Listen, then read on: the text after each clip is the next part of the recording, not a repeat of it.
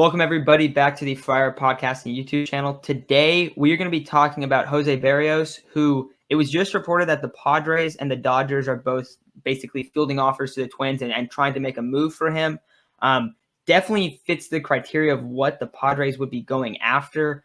We've talked about in the past, they have to add a starter at some level. Maybe that's an ace, but and maybe it's a back-end guy. Like we've talked, it could be either of those things. But the big thing that we've talked about is he has to be able to go long into games, and Berrios is absolutely that guy. Isaac, do you want to get into it real quick about like how many innings he's pitched, and then we'll go to Ben, and then Ben, you could just introduce your show real quick, and then kind of talk about that and your thoughts on adding a guy like Berrios. Right. Well, if you look at his stat logs, you'll see that the lowest amount of innings he's gone so far this year is 5, and it looks like he's averaging around 6.5 to 7 innings so far this year, with a maximum of 8 innings. And you look at this whole Padres rotation from top to bottom, and recently they've been struggling to go 5 innings. So when you can get a guy that's consistently going at least 5 innings, that's just going to be a huge relief to your taxed bullpen, who at one point, I don't know if this is still the case, was on track to throw the most innings for a bullpen in MLB history. So adding a guy like that's going to be huge. It's going to be pivotal if they're able to do it. And I'm going to say this again, and for any listeners that have been listening for a while, you guys probably think, oh my God, Isaac, here you go again, talking about how the Dodgers and the Padres are going to have to compete with each other at the deadline. Well, this shows here they are in a competition again at the deadline. And I keep mentioning it because you see they lose Bauer. The Dodgers aren't going to sit around. They're going to be willing to give up their number one prospect, Keibert Ruiz. And I have a friend who's a Dodgers fan, and he was saying, like, he's fully willing. Like, I don't think there's a Dodger fan in the world that's not willing to give up Keibert Ruiz, their number one prospect. So we should not be willing to give up our number one prospect on Mackenzie Gore or CJ Abrams, however you want to rank them. But all in all, here we are again, not again, but here we are competing with the Dodgers at the deadline. And I don't think this is a scenario that you want to lose in, whether it's for Berrios or Scherzer. And we've talked about Scherzer in depth. I don't feel like we need to talk about him again. If you're interested in listening about Max Scherzer, go in one of our past videos. We talked about him in depth and what he provides to the team. But in terms of Berrios, the ERA is not going to be anything crazy. It's not going to stand out to you. He's only got a 3.48 ERA, and back then that's really solid back then. But right now, 3.48 ERA. However, you're getting a guy that's going to provide a lot of innings. Again, getting a guy that's going to he throws around 95, 96 miles per hour, and I feel like that's all we can ask for right now. So then, Ben, where are you kind of like? What do you think about the addition of Berrios? And is this a guy that you think the Padres should really go after and try to basically not match, but like give a better offer than the Dodgers, and potentially they might have to give up quite a bit. Do you think that they should do something like that? I mean, I don't think that it would be smart for the Padres to be going into this situation, just saying, okay, we're going to trade for Berrios and overpay for him just so that the Dodgers don't get him. Just because, one, you're not even guaranteed to be playing the Dodgers in that one-game playoff. You're not guaranteed to face him, in the playoffs, because there's other teams, there's other contenders that might get to him more than the Dodgers. And so if you overpay there, and thinking that you're just going to go up against the Dodgers when let's say you're really going up against, I don't know, the Mariners or something, and you overpay, you're never going to know that you weren't going up against the Dodgers, but you're just going to end up overpaying, and that's not going to help you down the road.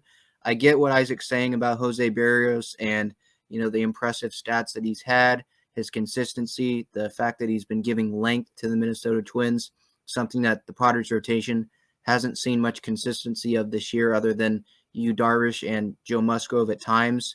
But I think that, if we're not just looking at this year, we're looking at this year and next year. The contract is reasonable, $5.6 million this year, arbitration eligible in 2022. Then he's a free agent after that. So free agent after next year. But when you look at the Padres starting rotation, I think that they need to be going after guys that are going to be free agents at the end of the year, smaller, cost guys, because next year the rotation's absolutely flooded with names.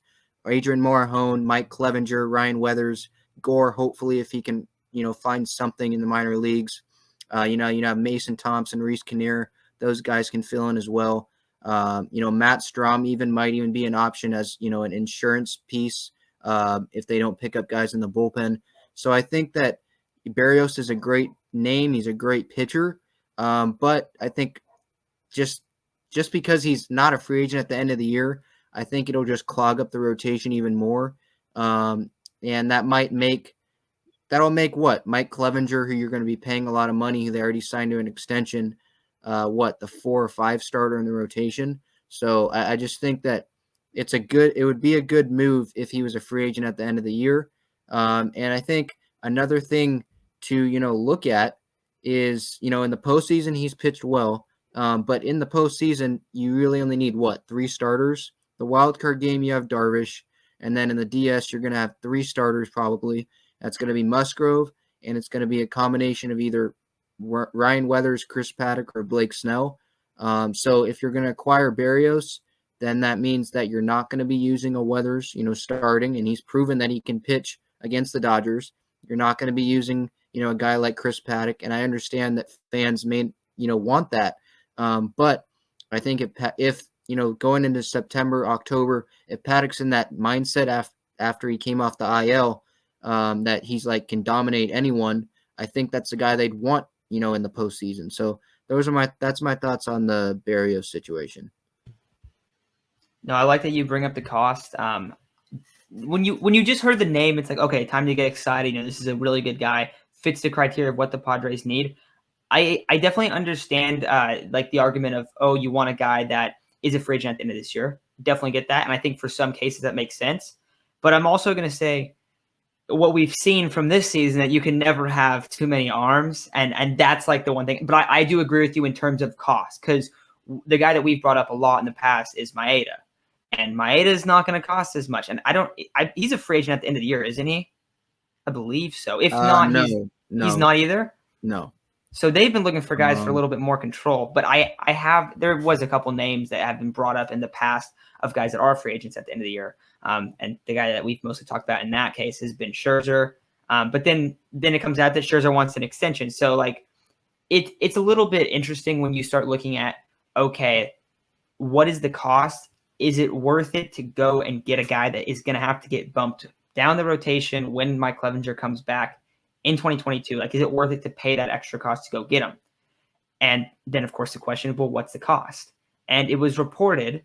Now, we've heard a lot of reports that, they aren't necessarily true. If we remember the Joey Gallo one, which is, Gallo is a top 5 player, they're going to demand so much. That's ridiculous. And we've talked about that in the past, that there's no way the Rangers actually believe that he is a top 5 player in the league. That's just, the value would be insane to go get a guy like that. That's to hype up his value. But it was brought up today that the Twins, they would want a pre-arbitration player, and they would want 2 top 100 prospects in return. To me, that is way too much. That is a lot to go get Berrios. And Isaac, you've been a pretty big advocate of going and getting an ace. And if you're going to pay that much for a guy he's not an ace, let's not pretend he's an ace. He's never had an ERA under a sub-3 ERA. And right now he's in his best season, and it's a 3.48. Definitely massive innings. He's a great pitcher. I'm not trying to criticize him heavily at all, but he's not the guy that you want to go and pay that much to, especially when, like you brought up, Ben, there's a logjam and he's kind of at the bottom of the rotation. Oh, what do we do with him? We just lost all this depth in the farm. It is a little bit concerning if you're going to have to give that much for him. So we'll have to see what the cost is. But Isaac, what are your last thoughts on Jose Berrios? When you look at his outings, yes, he does go 7, 8, 5, 6, whatever it is, but it's not any crazy, amazing outings. He hasn't had a shutout outing this year. In order, he's made, it looks like he's thrown 121 innings at 1, 2, 3, 4, probably around 10 starts, and he's allowed around 5 runs, 4 runs, 3 runs, 2 runs, 1 run. So nothing ecstatic. I mean, he's got good stuff, I guess, but it's no crazy outings. I'm not willing to give up 2 top 100 prospects for him. I know we have a couple of those. However, that does mean we're going to have to give up 2 of, Gore, Abrams, Hassel, Campusano, and I think I'm not sure whether this has graduated or is like not in the farm system or whatever anymore. I'm not entirely sure on that. I don't know how many games he's played or whatever, but I'm not willing to give up any of that for Jose Berrios. I don't think that's worth it whatsoever. And you brought up how I've been an advocate of getting an ace. Yeah, I'm willing to give some of that up if we're able to get an ace that has some control. However, if it's Max Scherzer, I'm not willing to give up any of that. Maybe, just maybe Campusano. I'm not sure, but if that's what's going to take for Berrios, then maybe we should hop off the train because that's not somebody that you're willing to give up that much for. And then Ben, any final thoughts on Jose Berrios? Yeah, so just final thoughts on this Berrios situation. You bring up Kenta Maeda. He's a cheaper option, and so that's an option that I would probably go for. I know, Matt, you talked about wondering if he was a free agent. They have $3 million on the books this year and then $3 million each of the next 2 years. So he wouldn't be a free agent until after the 2023 season. So if Preller wants to give up, Adrian Morejon, who I don't think the Twins would even want just because of the medicals with the Tommy John surgery, guys like that.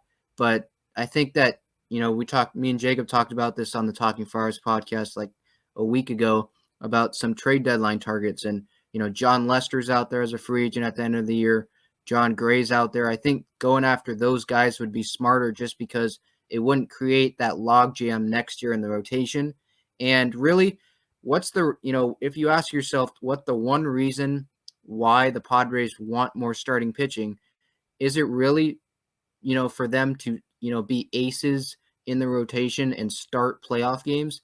I'm not really so sure that is. I think it's guys that you want to be innings eaters. You want guys just so you can get through the season and maybe be bullpen options when, Darvish, Musgrove, and then someone like Snell or Weathers or Paddock, whatever combination they choose to use in that game 3, have them come in as a long man or something, and that could be a very lethal, combination. I think that's where the Padres should be focused, not on a Max Scherzer who's a free agent at the end of the year and would cost a lot of money.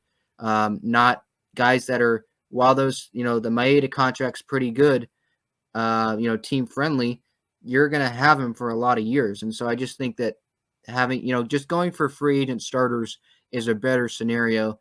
Where on the other hand, like with that Frazier deal, that's understandable with, being not a free agent till after the end of next year because he's a position player and they need that depth. Pham's a free agent at the end of the year. So that's it's just a kind of insurance plan if Pham, they can't come to an agreement with him. But here, it's just a logjam next year. Yeah, no, that's a very fair point. It's going to be really interesting to see what they do with the starter because, like you said, you don't really love the idea of them or don't think they're even going to really go for, that ace guy to pitch in the playoffs because of where they're at. And we've had this discussion. I mean, I feel like we've had this discussion so many times of, all right, like what kind of pitcher are the Padres going to go after? Because yes, they need an arm, but they need an arm right now. They don't need and like you brought this up too, Ben, like they don't need an arm in 2022 necessarily. Could you add depth? Of course you could add depth. You can always add depth, but it's just interesting when you start talking about what it's going to cost. And I think that's why for me, Jose Berrios, 2 top 100 prospects and a pre-arbitration player, that is a no deal for me. Like that's just too much. And we've talked about this in like all the trades. Like we've talked about it in the Gallo deal. Like depends on what they would want to trade for Gallo. But if they're going to trade, some crazy amounts of stuff, like then even if I said, like, I even like the idea of trading for Gallo. Well, I don't want to trade for Gallo if they're going to trade something ridiculous. So that's kind of what we've seen through that. But I don't think I would really love or advocate for this move when you have so many other options that are going to cost a lot less to go and acquire. But we'll see what happens with AJ Preller, and we'll see how much truth there is to this rumor that basically the Padres and Dodgers are fielding offers for Jose Berrios. But either way, if they did end up getting him, definitely a great end of the rotation arm. So I think we would be happy once we see him out there. Like he's definitely going to provide a lot of value. But we'll see if they do make this trade, and if they do, we'll have to talk about what the cost is and whether or not we like that. But yeah, one more thing. Go ahead. I think one important aspect that I didn't bring up about trading for a guy like Berrios, you can do that is, their farm system isn't as strong as it was before they made the deal, before they made the Blake Snell deal, before they, the Hunter Renfroe deal where they sent him to Tampa. It's just not as strong. I talked about this with Jim Callis this morning. It's just not. It's going to be more difficult for the Padres to make these type of deals because you have your one group here of the untouchables, Gore, Abrams, Hassel, guys like that. Then you have your another group where they're touchable, but it's just not as strong of a group. And I don't think that some organizations would, jump at that when they have, some frontline starter like Berrios already on their team. Like Eggy Rosario, he's available, but do the Twins, do teams like that, do they really want to jump at that when he's still in the minors and they already have this frontline guy on their roster?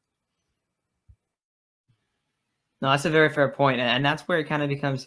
That's where the trades are hard to determine because you don't know. Because you see, like, and I remember last deadline too, especially. It's like, okay, these guys are untouchable; these guys will not be moved, and then they wouldn't move. But if you're not trading the top end guys, it is harder to field trades. Now, the Padres in the offseason, they did a pretty good job adding a couple guys for a particular frontline starter for a couple prospects that were teenagers and not top 5 guys in the farm, which was really cool to see, and everyone loved that. But you really have to find the right offer, and I think what we've seen is usually in a lot of these cases where a team's willing to part with a guy for prospects that aren't high end, like a lot of lower end prospects and like multiple lower end prospects, which is what the Padres want to do. Usually those guys are high salary guys that the team that they're trading with doesn't want to pay for, and that's not Berrios either. So we'll have to see how it plays out, but very good point there. And I think this will be the last segment Ben's on. We had him on for 2 segments, so thanks for coming on, man.